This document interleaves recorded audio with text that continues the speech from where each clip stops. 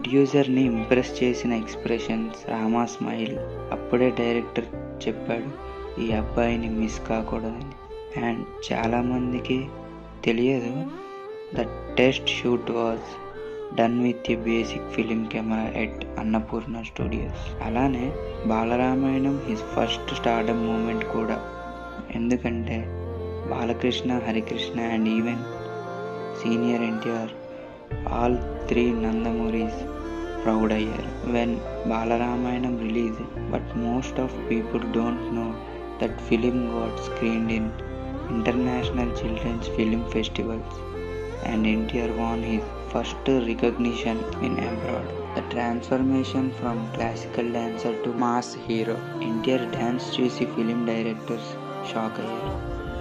His classical bass అయితే later became the reason for his iconic mass.